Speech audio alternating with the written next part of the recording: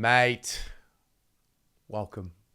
Welcome to the round one preview for the 2025 AFL season as the Blues are set to take on the Tigers in our traditional opening match for footy. Oh, mate, Thursday night at the MCG. When I sat down to film this video, I had a little moment. I'm like, oh, good. Finally, it's normal. Normal vibes, normal energy, no practice matches. Like, yeah, get through, not for 4 points. Now it's real and we're back. And if you're watching the Monday show, I was talking about my memory of the final siren the last time Carlton played, which was obviously against the Lions in the final. And I remember the final siren going and I remember walking out and I remember thinking, oh, like it's just going to be so long before the team can fix it. Because obviously the way it all ended was just terrible.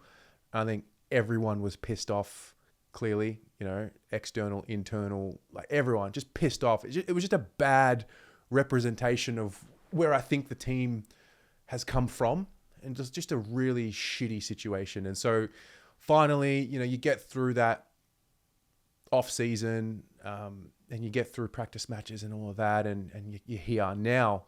They've got a chance to start to move forward and rectify it and create the new memories so we can leave the way it ended in 2024 in the past and, hopefully learn from it and go from there. But more than anything, like the soul of Melbourne is back. When those lights turn on Thursday night at the MCG, and if you're walking to the game or even if you're just in town, like footy fever will hit. Opening round was a bit of a tease. You got a couple of games. Kind of felt like it was a bit more of a preseason, like an extended preseason, but also, dipping the toes in the water of the season. Whereas now, like, we're back. Everyone's back. Everyone's excited. Everyone's hopeful. Start from zero and you go from there. So, yeah, really, really grateful to be having you here covering this for the 8th season of coverage. 2018 was the first season of proper coverage. Yeah, we've come a long way. 2018, we're winning 2 games. We're getting belted by Richmond or just... It was a point where, our draftees were still quite young and we just clearly didn't have the bodies and the legs to withstand senior football for 4 quarters. And now you look at it and it's flipped. Richmond are going to have quite a few debutants, young stars of the future playing. They're in a different phase of where they were 8 years ago, that's for sure. And all of a sudden the expectation this week is Carlton are going to show up and it's how much are Carlton going to win by. And it's a really weird position to be in because... You win by 22, it's not enough. You win by 42, it's still probably not enough. You win by 62, okay, that's kind of where it should be. You win by, let's just say they come out and just absolutely dominate and belt them and it's like 80 points plus. It's like, oh, well, you only played Richmond. So it's one of those really weird weeks where no matter how much you win by, it's not really going to be giving you much credit, which... I guess that just is what it is. And that's more of a focus for fans to talk about, external to talk about the way that they operate on the inside. They're obviously just going to be very process driven and all of that and just get the job done. So obviously 4 points is the most important thing. No slip ups, no injuries, for goodness sake, no injuries. And, away we go. And that's important. So yeah, I'm looking forward. I'll be there. Brother, sister, family time. And yeah, so... That's great. When it comes to the teams, Lucas Camporelli is going to debut. That's exciting. Bit of an injection of energy there. Haven't got confirmation just yet around Jack Silvani, if he's going to play, but that'd be a cool addition if he's able to get his first game. Sam Walsh seemingly will play. He needed to get through that open training session, so that's a tick. Nick Haynes is going to debut for the club. That's also exciting. And then, I'm filming this Tuesday morning, afternoon-ish. Still don't have confirmation on a few players. There's a tweet that's come out from Mark Stevens that Orazio Fantasia won't be playing because he's apparently got a soft tissue injury. At the time of filming, that hasn't been confirmed by the club yet, so we'll see what happens there. That'd be really disappointing because he's had a great preseason. And I think, we did discussions throughout the week around teams and, a lot of people have... Lucas is playing, Ollie in their team. Sam Doherty's been an interesting point of discussion. Like, where does he fit into the group?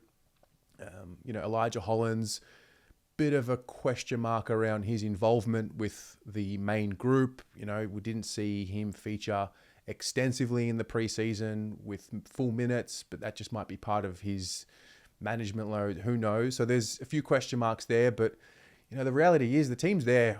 They're ready to go. The spine is there. Looks like, they're all going to be there, the main culprits, and there's only a few more that are missing. I do think, relatively speaking, we're not unhealthy. We have a relatively healthy group going into the season, and I don't know the facts of how many players did a full preseason, but I think that's an important factor. And I thought about this, as a goal, wouldn't it be great to get 10 players who play every game? For the last few seasons, it's only been 3-ish.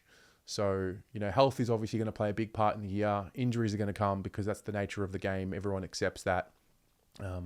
Are we going to win every game? We're probably not going to win every game. It's highly unlikely we're going to win every game. And I know that was an interesting topic of discussion, which Vossi brought up in his address to the fans. And so, yeah, it's also a season where we get into it. There's not as much hype, which I think is fantastic. I don't think the club have generated over hype around our chances. I think there's a quiet confidence. I think also it's a different period of time. It's not 2018 where we're struggling and you need to sell hope to sell memberships. The club are going to get 100,000 members if they haven't ticked over that already, pushing for maybe 110, 120, who knows. So they've kind of made their money. I'm mindful that now that they've made their money, how they start acting to the people that help them make their money. I'm mindful of that. There's just tension. There's a bit of tension everywhere. Everyone's a little bit pissed off, and I think the ball bouncing is the most important thing because it's going to equalize everything, and we can stop talking amongst each other about what we think and we hope who's going to happen and who's going to improve and who's going to be the breakout. That's all talk and that's all fluff. The real stuff will start, and then all of a sudden we'll have the evidence of what they're doing on the field to talk about and debate and discuss. So that's awesome. Now, this week, don't forget the Cheer Squad. The Cheer Squad are getting around the previews this year, so very happy to have them on board. They've got a pretty cool raffle, which has been available for a few weeks now. It's a signed 2025 Team Guernsey. So if you want to enter their raffle, you can see them on game day, or the link to their website to purchase raffle tickets is in the description below. They do some awesome things for the club and the initiatives, and they just help really bring people along and create that sense of belonging on game day. So they're in for a big year. We'll need them. I'm curious about the fans in the atmosphere on Thursday, because let's just say we get to a point where we're winning really well. Like I said earlier, there isn't really a margin that's going to be good enough or that's going to be credited, which is a really weird place to be in. And I'm not trying to get too cocky or arrogant this year at all, because that just has burnt me too many times in the past. There's an expectation. You've got to win this game. You've got to be winning this game, and you've got to be winning comfortably. But also the margin will dictate the sentiment, I think, depending on what it is. So curious to see what the atmosphere will be like. At the end of the day, I think it'll be pretty buzzy, because we've just been without footy for a while. There's that tension in the air, and then there's also the tension around opening round and having to wait in Melbourne. So anyway, we'll get there. How about you? What are you feeling about this Thursday night? How many of you are actually going to the game? Where will you be watching from? And what's your thoughts on what I mentioned about this margin? And will any result be good enough, or will it just be discredited the more the margin gets, or will it be criticised the less the margin is? So I'm curious to see what you think about that and what you think around the team.